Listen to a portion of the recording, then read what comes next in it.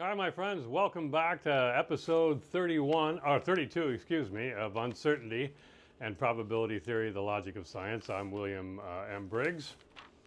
Always have a difficult time remembering my name. This time we're going to start with the evils and errors of epidemiology. I call it part one.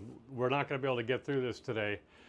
Well, we could, but the video would be at least an hour long. Now, epidemiology is a field which contains, of course, many claims. There's always a claim coming out this week or the next that some bad substance has been found and linked to, or tied to, or correlated with some evil malady or disease or poor state or something like this. And we're going to walk through how those claims are made. I have to mention something about causality. We really haven't talked about causality. We haven't begun that whole series of lectures yet. But this topic came up because I'm working with a friend of mine, Jaap Hannekamp, and on pesticides and whether or not pesticides cause certain diseases. And I guess today we're going to look at ALS, Lou Gehrig's disease. But it doesn't matter what it is. The points we're making here today apply to absolutely any epidemiological study that you find. Now let's first think about a chemist. Let's think about a chemical experiment. You know, the chemist has a beaker here and another beaker full of some substance, and he wants to pour it in there and watch the reaction. Well, he takes great care, painstaking care, to control, the word is control, absolute control of every known cause. I want to stress the word known. Every known cause and condition of that chemical reaction, except for the one that he wants to vary and see how it affects whatever outcome in which he is interested. Great care is taken in these experiments to control absolutely every possible cause they can think of. And it's not that they can't think of every cause. Sometimes they can't. We saw this with the cold fusion flap, if you like it. The initial claim was excess heat was being found in certain beakers in which certain metals were put in this beakers of water, heavy water, and so forth. And the claim was that excess heat was coming out of this because the molecule or the atoms were getting inside the metals, and they were squeezing them together and causing microfusion, which was releasing heat. And that's not really the point of this lecture. So I'm skating over that rather badly. But the point of it is, it took a long time and a lot of investigation to discover that that known cause was something else and wasn't, in fact, cold fusion itself. But that doesn't mean there's still not a lot of diehard believers. That's another problem. A known cause is not necessarily a believed cause. That's a whole other thing. And we did those the last 2 weeks. How to look at claims, scientific claims made when we might have other explanations for how the data arise. Well, let's contrast a chemical experiment with, so the point of it is when a chemist comes out and says, I've controlled all these things in the following way using the following mechanisms, and they even list the equipment so that you can go and you could reproduce this if you had the will and the wherefore to be able to do these things. You can reproduce these experiments. And he makes a claim, if I mix so much of substance A with substance B, a reaction of the following type occurs, and this happens.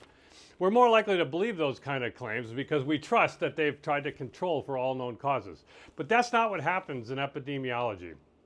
There's something like ALS, a disease, and obviously something is causing ALS, or some things are causing ALS. Now, we could suppose it's pesticide. And why do we suppose it's pesticide? Well, pesticide sounds bad. I mean, nobody wants to go out and eat pesticides. It doesn't sound like it's going to be very good for you. And of course, if someone's going to chug down a gallon of the worst pesticide there is, they're probably going to keel over dead. And we could do that experiment.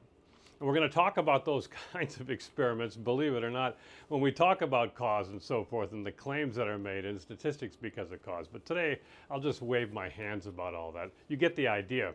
But it sounds bad, and so what they do is they go out and they kind of, all sorts of sins are are committed in the name of epidemiology. They'll say, well, we don't really know who has, we're going to come to all this in detail here, but we don't really know who got this particular pesticide or what dose they got.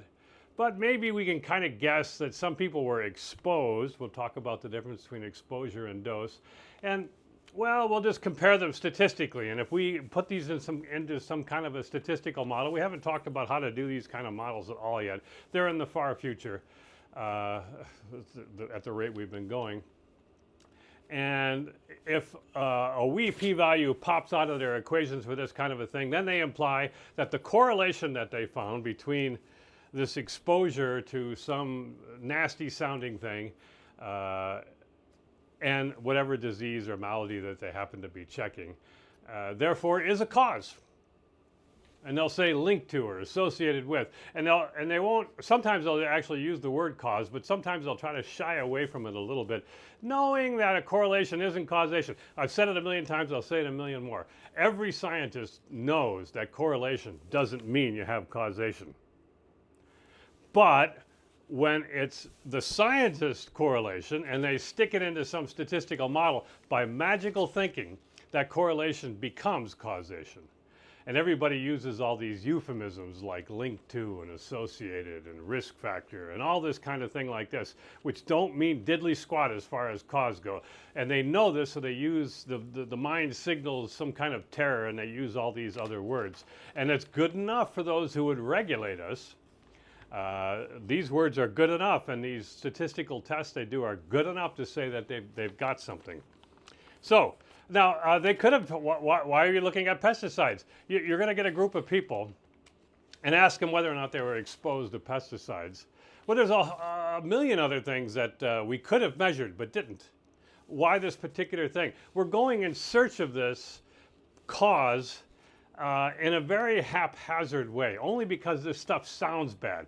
And once you get a wee p-value out of these equations, other people say, hey, look, they did it over here in this kind of population. We're going to be looking at an Italian population.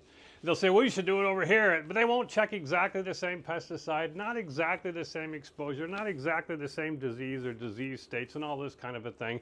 And they'll do another one, and they'll get one. And all of a sudden, we have two papers that sort of claim this weak association or linked to and all this kind of a thing. And then a third, and all of a sudden it looks like we got 10 or a dozen papers or something, and it looks like just by the mass of studies, why something must be going on. We got all these papers, look at them all, look at all these wee p-values we got floating around. Something surely is going on with all these correlations. Well, it used to be I don't remember the exact words in social science, but somebody said, when looking at all these kind of things, everything is correlated with everything. And so that's what we're seeing in a lot of these cases. And none of these papers in epidemiology do it the proper way, the ones that I'm talking about anyway. And I'm going to prove that to you. This is what we're doing in this class. I'm going to prove to you that statement, that they're not doing it the right way, and that they should be doing it the right way. And doing it the right way, mathematically, is not hard, but in real life it's difficult. It's very difficult to carry out the kind of work that needs to be done to causally tie something to a malady or something like this. And that's part of the problem, because it requires absolutely no work at all, as we'll see in a second here, to hand out questionnaires and calculate stupid statistics in these frequentist null hypothesis significant tests, which should be burned on the pile of failed intellectual ideas for all time. It's just absolutely no effort to do this. Anybody can do it, and the problem is everybody does do it.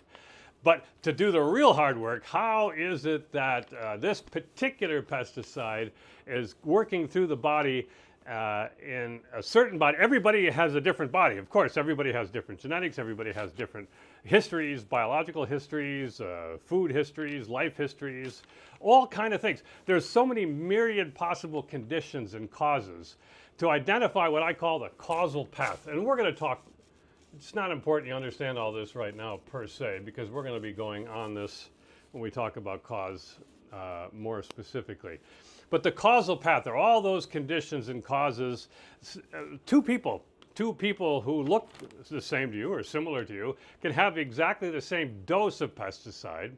One gets ALS and one doesn't. Is ALS then a cause of is pesticide therefore a cause of ALS? One person gets the disease after taking the pesticide, one doesn't.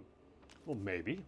But maybe the cause is moderated by all these particular conditions that have to be in place.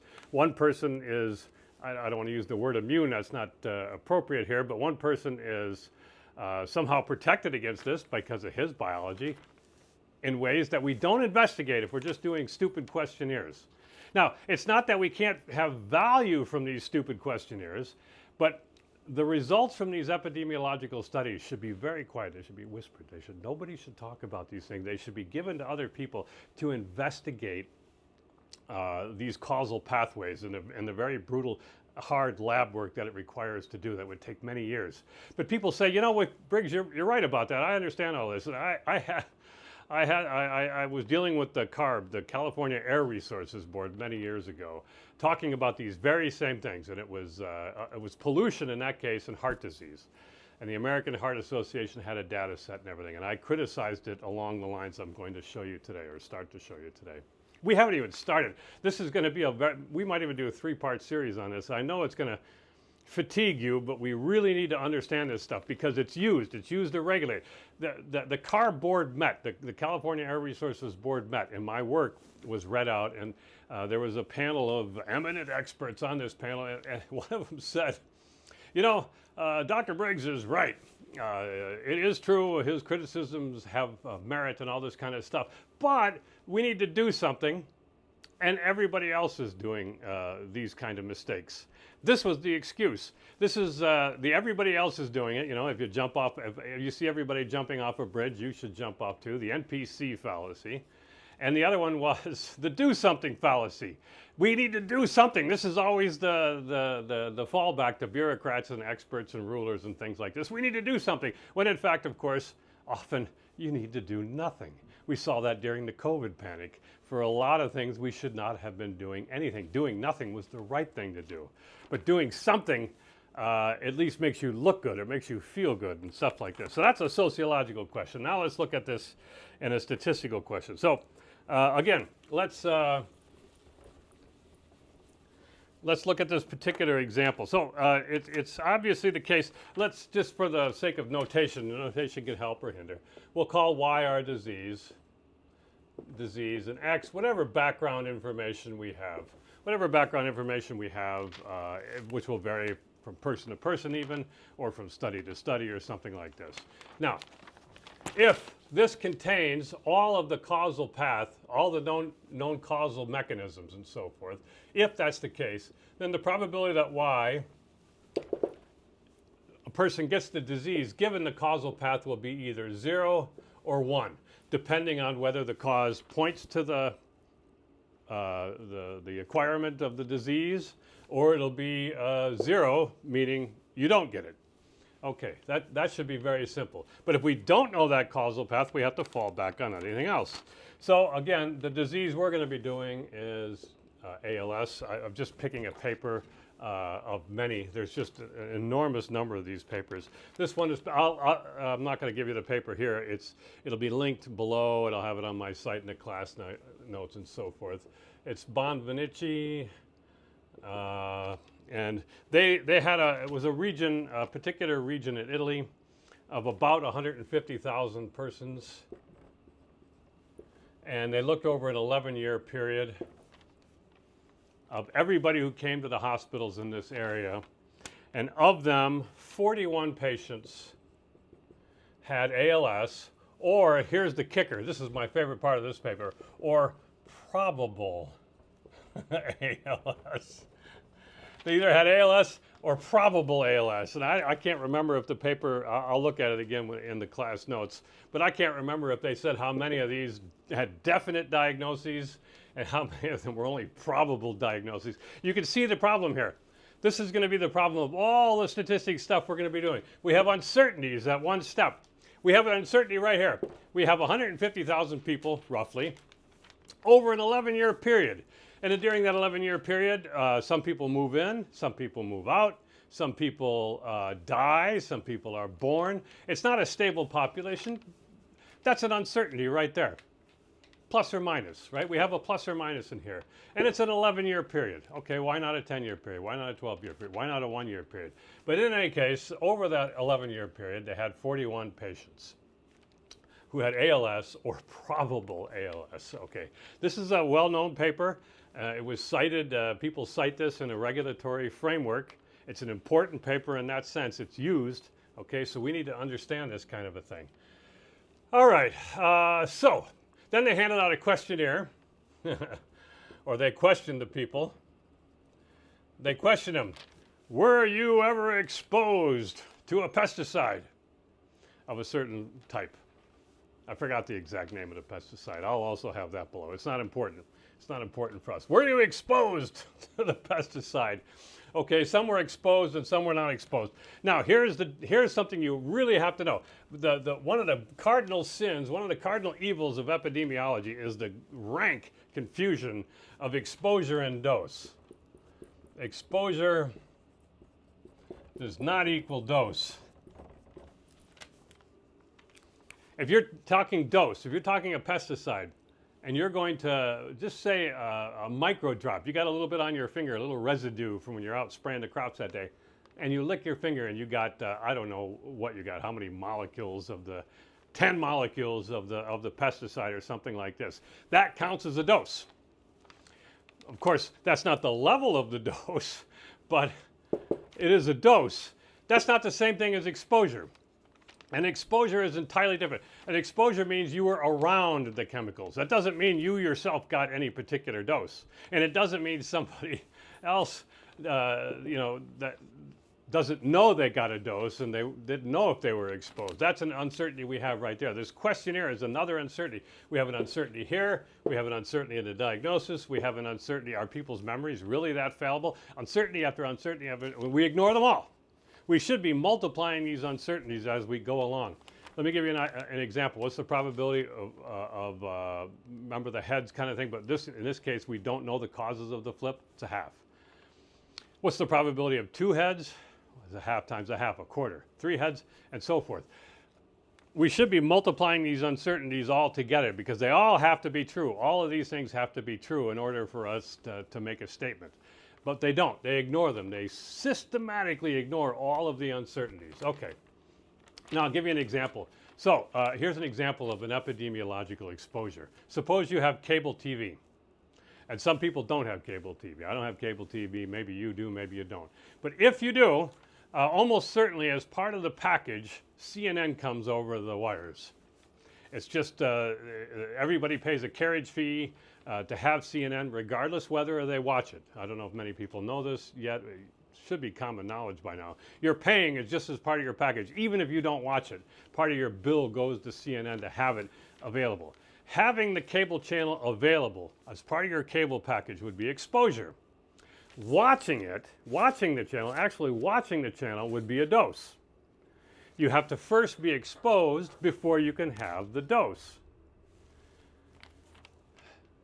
My phone was ringing. I wanted to turn it off. Okay, so the exposure is not the dose. You have another example. My friend Yap uses frequently. He takes a shower. The shower is washing all over. The water is washing all over. You have gallons of water. I guess I looked it up. One estimate's like 25 gallons for a 10-minute shower or something like this. Now, if you drank 25 pints of water, you die. All right, all at once. You're going to die. But you could be exposed to all this water, as if you don't get a dose of it, you're not going to die. And you have to have a sufficient dose too. So almost always, they substitute exposure for dose when we don't know that that's the case. And I'll write this up in probability terms so that we can analyze it. Okay, so we have an exposure and dose. And the dose itself is almost always unknown, absolutely unknown.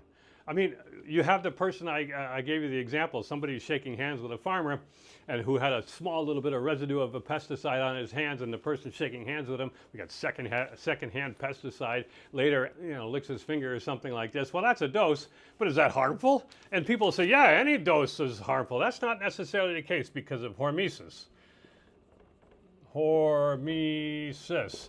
It could be the probability of having the disease based on this hormesis idea, and here's dose here.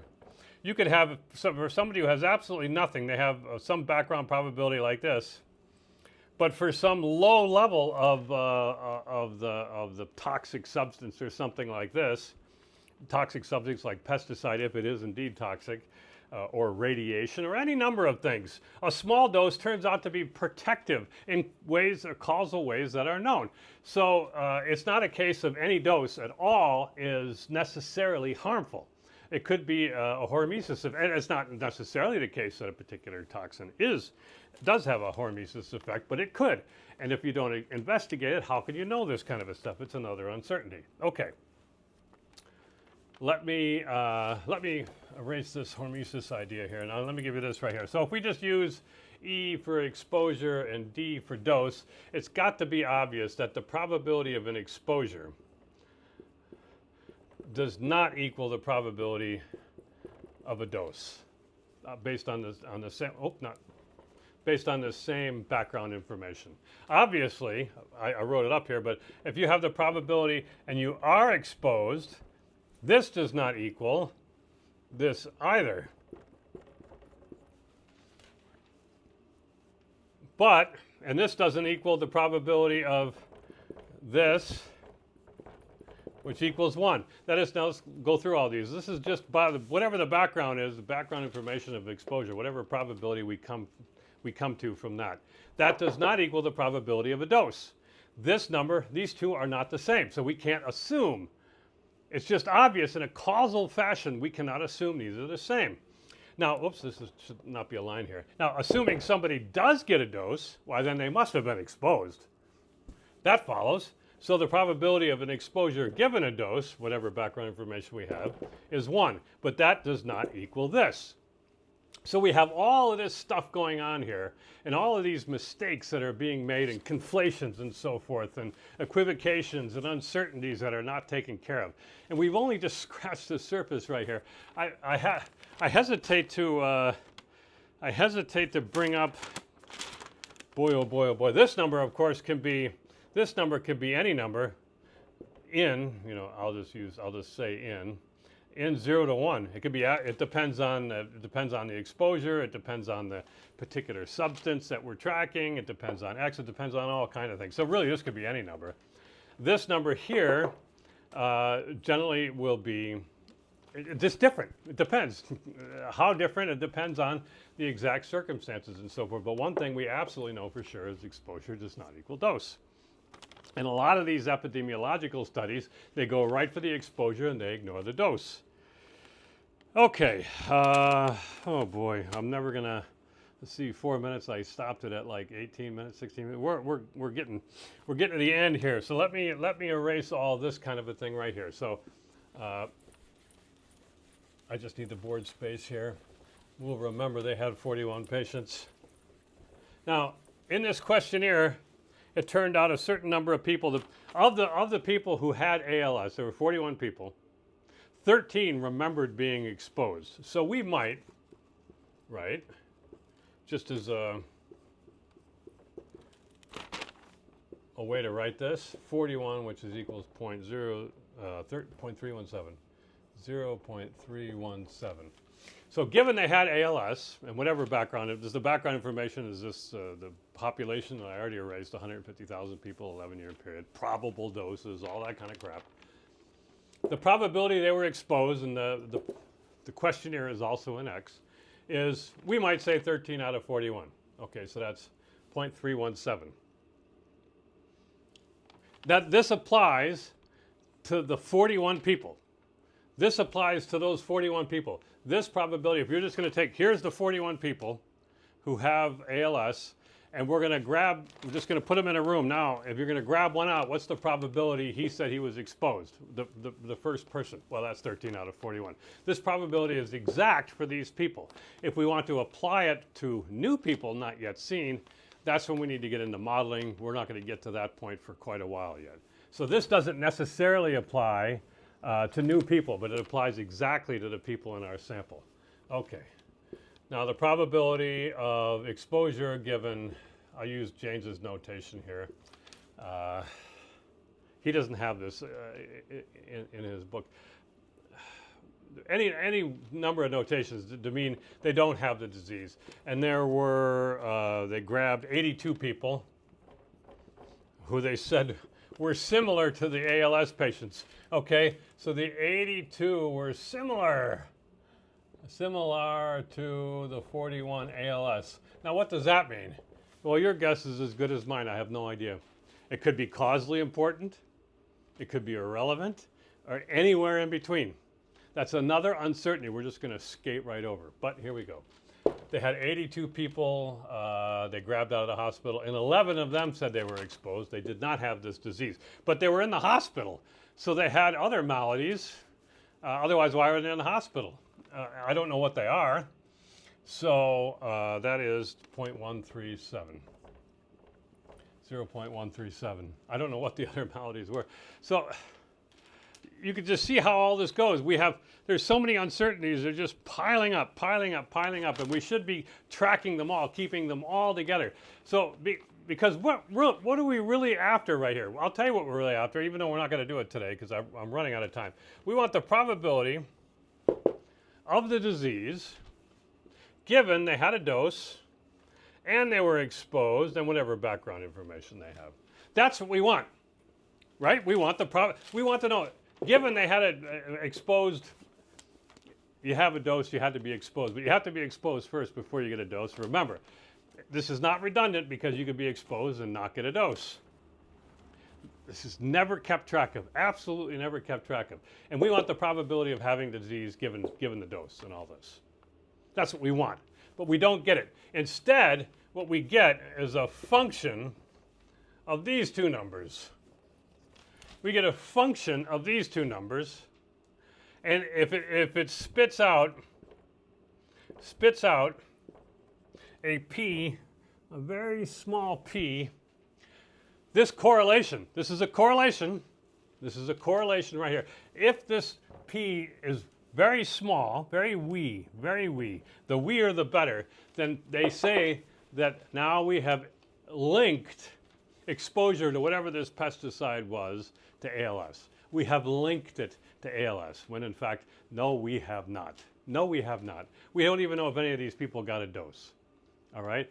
And we don't even know what the probability, we haven't even got to, I guess next time we'll do this because we're absolutely out of time.